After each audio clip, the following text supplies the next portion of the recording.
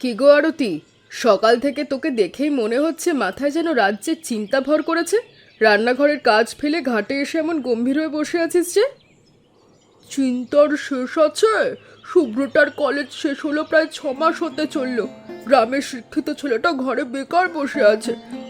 আজ সকালে একটু চা খেতে খেতে বলছিল চাকরির জন্য শহরে মেসে গিয়ে থাকবে, কিন্তু শহরে পাঠানোর মতো অত টাকা আমাদের কোথায় বল। শুভ্র খুব শান্ত আর লক্ষ্মী ছেলে রে। আর প্রদীপবাবু বলছিলেন শহরের ভিড়ে গিয়ে মেসের খরচে থাকার চেয়ে নিজের গ্রামে থেকে কিছু একটা করা ভালো। গ্রামের পথ তো খোলা রয়েছে, তুই অত ভেঙে পড়িস কেন? আমি কি আর সাধে ভেঙে পড়ি? আমাদেরও তো চাষের জমি নেই ছেলেটাকে যে কৃষিকাজে দেব। কিন্তু একটা কথা বলতো অঞ্জলি, প্রতিদিন নদী থেকে কত টাটকা রুই কাতলা ছোট মাছ ওঠে।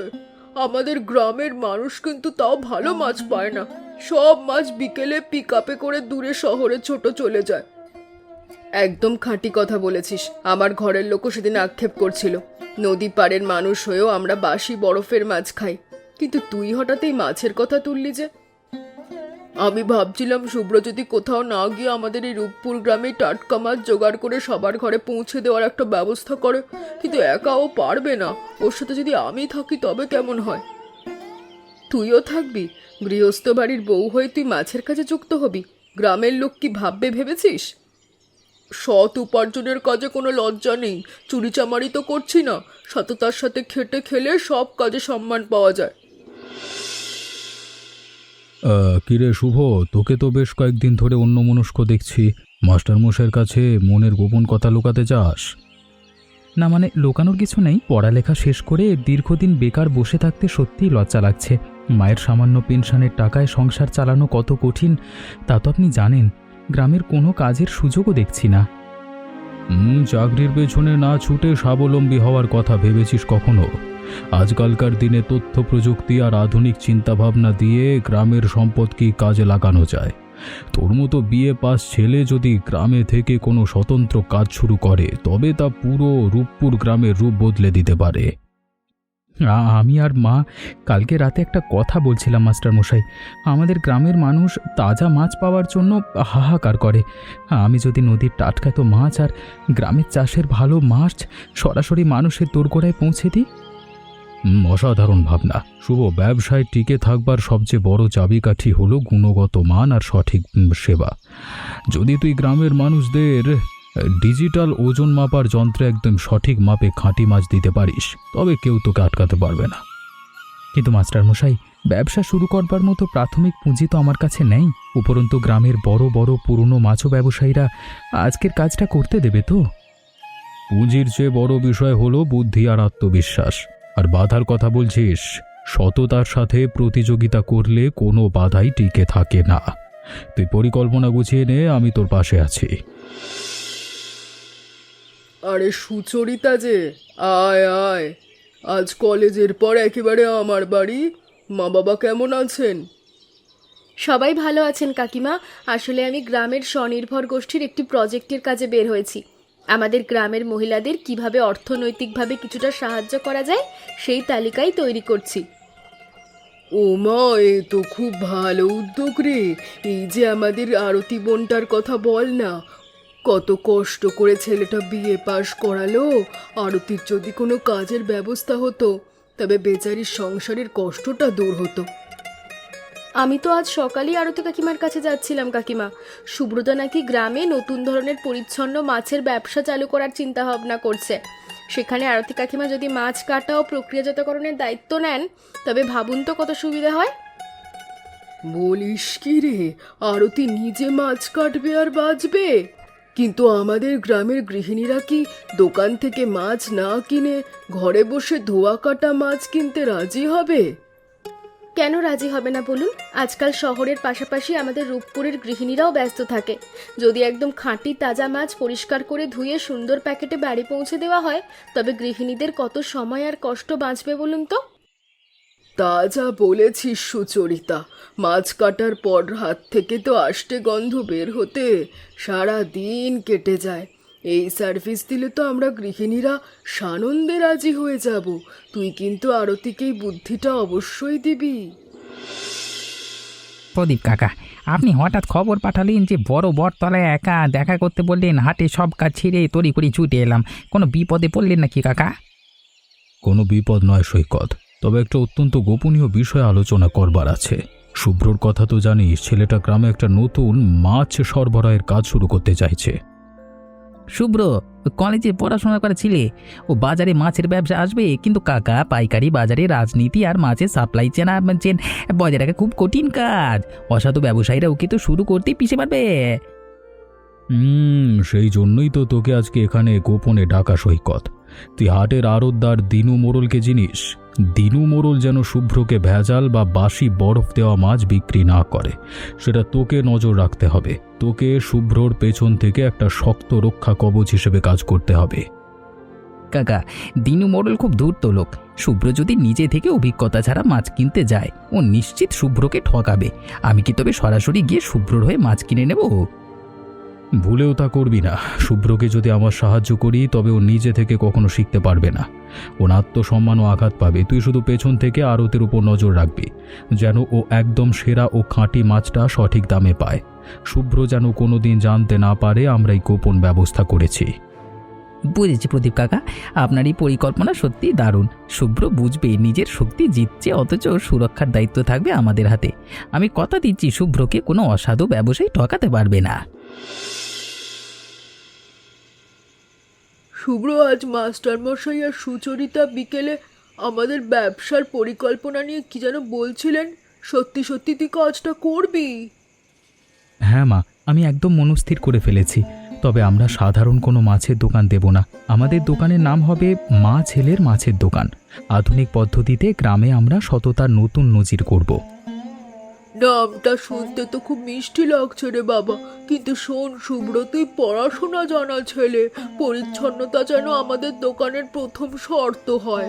তুই খালি নদী থেকে টাটকা মাছ আনবি, আর আমি ধুয়ে আঁশ ছাড়িয়ে এমনভাবে কেটে দেব যেন গৃহিণীরা বাড়িতে গিয়ে কড়াইতে চড়াতে পারে। একদম মা, আজকাল তো কেমিক্যাল মেশানো পচা মাছের বাজারে ছেয়ে গেছে। আমরা মানুষকে গ্যারেন্টি দেব, যদি আমাদের কোনো মাছে একটুও ভেজাল বের হয়, তবে পুরো টাকা ফেরত দেওয়া হবে। কিন্তু মা, আমাদের প্রাথমিক সব সরঞ্জাম কিনতে অন্তত 8-10 হাজার টাকার দরকার। এই নে শুভ্র, আমার এই জমানো 8,000 টাকা গচ্ছিত ছিল। অন্যায় কোনো কাজে টাকাটা দিস না, সততার কাজ শুরু কর। আমার আশীর্বাদ তোর সঙ্গে থাকলো। মা, তুমি যে বিশ্বাস আমার উপর রাখছো, আমি আমার জীবন দিয়ে হলেও তার মান রাখব। মাসের প্রথম দিনেই আমাদের এই কাজের সূচনা হবে। ও ববিতা দিদি, ও রূপক দাদা, তোমরা শুনেছো নাকি খবর? শুভ্র আর আরতি নাকি সত্যি সত্যি মাছের ব্যবসা শুরু করতে যাচ্ছে। কিন্তু হাটের সবচেয়ে ভালো পজিশনের দোকান তো রামদাসের দখলে। শুভ্র বসবে কোথায়? তাই তো গো, শুভ্র ছেলেটা কি খোলা রাস্তায় ত্রিপল খাটিয়ে বসবে নাকি? এতে তো আরতির সম্মান একদম থাকবে না। তুই তো কাল রাতে মাস্টার মশাই আর সৈকতের সাথে কথা বলছিলি, কিছু জানিস নাকি? আরে তোরা তো হাঁসফাঁস করছিস কেন? শুভ্রকে বাজারে দামি দোকান দিতে হবে না। নদীর ঘাটে ঠিক পাশে মাস্টার মশাই যে অব্যবহৃত পুরনো কাঠের ঘরটা খালি পড়ে আছে, প্রদীপবাবু ওটা শুভ্রকে ব্যবহারের অনুমতি দিয়েছেন। কিন্তু সেই পুরনো কাঠের ভাঙা ঘরে ধুলাবালি আর মাকড়সার জাল, ওখানে বসে তাজা মাছ কি বিক্রি করা যাবে? আরে অঞ্জলি, তুই কালকে বিকেলে তো নদীর ওপারে যাসনি? আজকে সকালে গিয়ে দেখবি পুরো ঘরটা চুনকাম করে পরিষ্কার পরিচ্ছন্ন করে রং করা হয়েছে। আর আজকে ভোরে সৈকত সেখানে কি নিয়ে এসে জানিস? কি নিয়ে এসেছে গো? খোলসা করে বল না, কেন এত পেঁচাচ্ছিস? সৈকত শহর থেকে একটা অত্যাধুনিক ব্যাটারি চালিত শীতলীকরণ বাক্স আর ডিজিটাল ওজন মাপার যন্ত্র নিয়ে এসে ওই ঘরে সেট করে দিয়েছে। শুভ্র কিন্তু এখনও জানে না যে সৈকত এত বড় সাহায্য করেছে। শুভ্র ভাবছে ওটা প্রদীপবাবু ভাড়া এনেছেন। বাহ, তোরা সবাই মিলে সত্যি ছেলেটার পেছনে একটা দারুণ প্রাচীর হয়ে দাঁড়িয়েছিস। তোদের ঈশ্বর মঙ্গল করুন। স্যার দেখুন, আমি গতকাল পুরো রূপপুর গ্রামের প্রায় 65টি পরিবারে গিয়ে সমীক্ষা চালিয়েছি। গ্রামের প্রায় 90% মানুষই তাজা মাছ পছন্দ করেন, কিন্তু বরফে দেওয়া পুরনো মাছের ভয়ে অনেকে কিনতে চায় না। চমৎকার সমীক্ষা সুচরিতা, কিন্তু শুধু সমীক্ষা করলেই তো হবে না। ক্রেতারা কেন পুরনো বাজারের মাছ ছাড়িয়ে শুভ্রর এই নতুন মাছ হেলের মাছের দোকানে আসবে? আমাদের বিপণনের কৌশলটা কি হবে? স্যার, কৌশলটা খুবই সহজ। আমরা সুব্রতাকে বলবো শুধু দোকানে বসে বিক্রি না করে ও যেন মোবাইলের মাধ্যমে অর্ডার নেওয়ার ব্যবস্থা করে। সুদূর গ্রাম থেকে খদ্দের ফোন করবে আর আরতি কাকিমার হাতে পরিষ্কার করা মাছ শুভ্র 10 মিনিটের মধ্যে বাড়িতে পৌঁছে দেবে। বাহ, এ তো একেবারে আধুনিক হোম ডেলিভারি ধারণা। কিন্তু সুচরিতা, গ্রামের পুরনো চালের মানুষগুলো কি এভাবে ফোনে মাছের অর্ডার দেওয়া সহজে মেনে নেবে? প্রথমে হয়তো একটু ইতস্তত করবে স্যার, কিন্তু যখন দেখবে যে ওজনে 1 গ্রামও কম হচ্ছে না, মাছের পেট থেকে ভেজালের দুর্গন্ধ নেই আর বাড়িতে বসেই পরিষ্কার মাছ পাওয়া যাচ্ছে, তখন তারা নিজে থেকেই ফোনে অর্ডার করবে। কিন্তু একটা বড় আশঙ্কা আছে সুচরিতা। পাশের গ্রামের আড়তদার দিনু মোড়ল আর বাজারের বড় মাছ ব্যবসায়ীরা যখন দেখবে শুভ্রর খদ্দের বাড়ছে, তারা তো শুভ্রর যোগান বন্ধ করবার চেষ্টা করতেই পারে, তাই না? সেই জন্যই তো সৈকতদার পাইকারি বাজারে কড়া নজর রাখছে স্যার। আপনি আর সৈকতদা যখন সঙ্গে আছি, তখন অসাধু ব্যবসায়ীদের কোনো চক্রান্তই টিকবে না। মা, দেখো মাছগুলো কত তাজা, চোখগুলো একেবারে মানিকজোড়ের মতো জলজল করছে। আর এই নতুন স্কেলটাতে সামান্য কারচুপি করবার কোনো সুযোগ নেই। তা তো বুঝলাম শুভ্র, কিন্তু দোকান খোলার 1 ঘন্টা পার হয়ে গেল, এখনো তো একটা খদ্দের এলো না ঘরের দিকে। গ্রামের লোককে আমাদের দিকে হাসাহাসি করবে। ওরে আরতি, প্রথম দিন তো, গ্রামের লোক নতুন কিছু দেখলে আগে দূরে দাঁড়িয়ে দূরবীনের মতো নজর রাখে। এই দেখ, পুরো বাজার তোদের পরিচ্ছন্নতা দেখে অবাক হয়ে যাচ্ছে। হ্যাঁ মা, ধৈর্য ধরো। সততার ফল পেতে কিছুটা সময় তো লাগেই। আমরা বাসি বরফের মাছ দিচ্ছি না, এটাই আমাদের মূল শক্তি। কহে শুভ্র, আজকের এই শুভ লগ্নে তোমার মা ছেলের মাছের দোকানের প্রথম খরিদ্দার কিন্তু আমি। আমাকে একদম নদীর তাজা রুই মাছ থেকে 1.5 কেজি মেপে দাও তো। আসুন মাস্টার মশাই, আপনি যখন বউনি করেছেন, এর চেয়ে বড় সৌভাগ্য আর কি হতে পারে? শুভ্র, আমার জন্য কিন্তু 1/2 কেজি কাতলা মাছ চাই। আরতি বোন যেন নিজের হাতে কেটে ধুয়ে দেয়। কবিতা কাকিমা, আজকের এই শুভ সূচনটি হয়েছে সত্যি দারুণ। সকালে শুভ্রর দোকানে মাস্টারমশাই রূপে কাকাকে কেনাকাটা করবার পর বিকেলে অন্য খদ্দেরও আসতে শুরু করেছে। তা তো হবেই রে সৈকত। আরতি বোন যেভাবে সুন্দর করে মাছ কেটে ধুয়ে দিচ্ছে, তাতেই তো অর্ধেক গৃহিণী খুশি। কিন্তু একটা কথা বলতো, তুই কি পাইকারি বাজারে কোনো ঝামেলা টের পাচ্ছিস? হ্যাঁ কাকিমা, আপনি ঠিক ধরেছেন। হাটের আড়তদার দিনু মোড়ল শুভ্রর এত কম দামে টাটকা মাছ বিক্রি করা মোটেও ভালো চোখে দেখছে না। ও নাকি আজকে সকালে অন্য মাছ বিক্রেতাদের উস্কে দিচ্ছিল। কি বলিস রে সৈকত? দিনু মোড়ল তো খুব পেঁচাল হলো। ও কি শুভ্রর মাছের যোগানে বাধা দেওয়ার চেষ্টা করছে? চেষ্টা করতে পারে কাকিমা, বর্ষাকালে নদী থেকে প্রতিদিন তাজা মাছ পাওয়া কঠিন তো। তা দিনু মোড়ল যদি পাইকারি হাটের সব তাজা মাছ নিজে চড়া দামে কিনে নেয়, তবে শুভ্র ভালো মাছ পাবে কোত্থেকে? আরতি আর শুভ্র বেচারা কত আশা নিয়ে কাজ শুরু করলো, ওদের যেন ক্ষতি না হয়। আপনি একদম চিন্তা করবেন না কাকিমা, আমি আর প্রদীপ কাকা বিকল্প পথ ভেবে রেখেছি। নদী বন্ধ থাকলেও পার্শ্ববর্তী গ্রামের 3টি বিশাল সরকারি দিঘির মালিকের সাথে আমি কথা বলে রেখেছি।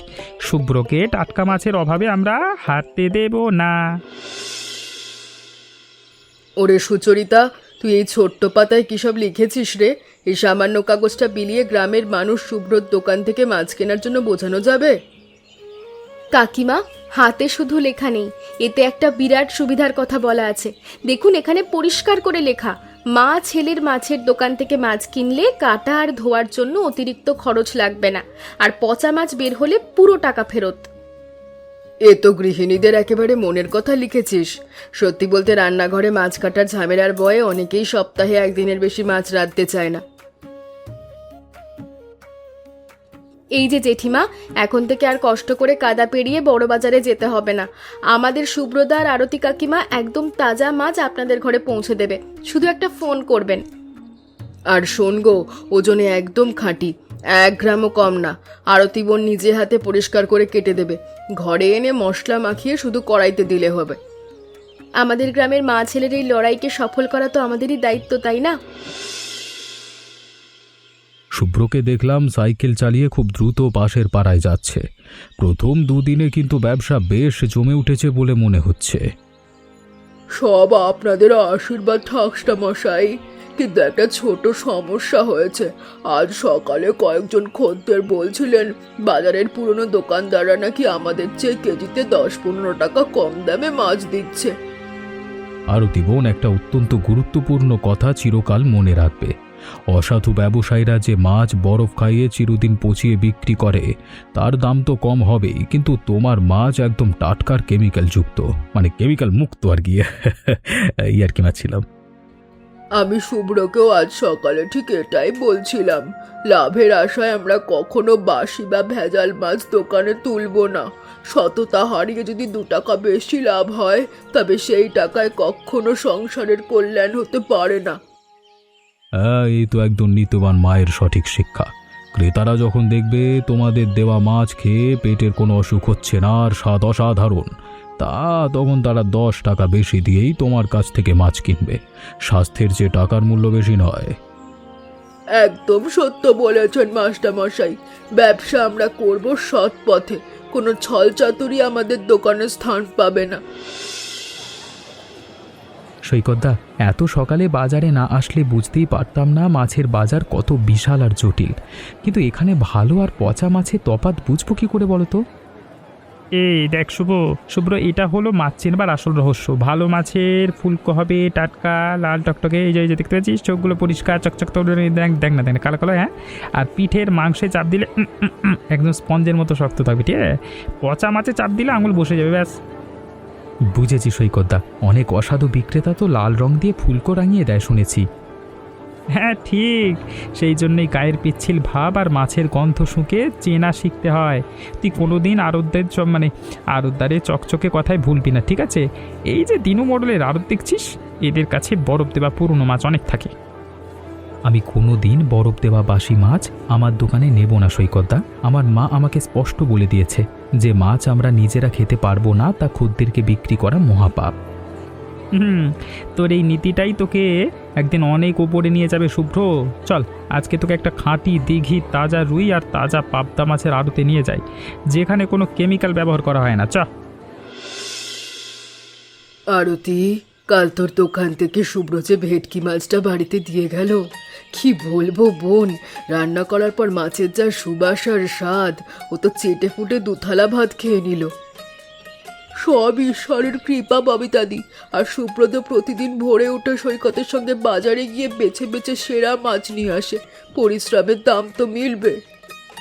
শুধু মাছের স্বাদ নয় আরতি বোন, তোর এই সুন্দর করে কেটে আঁশ ছড়িয়ে জল দিয়ে ধুয়ে প্যাকেটে ভরে দেওয়া সার্ভিসটা যে কত বড় উপকার করেছে তা গ্রামের সব গৃহিণীরা বলছে।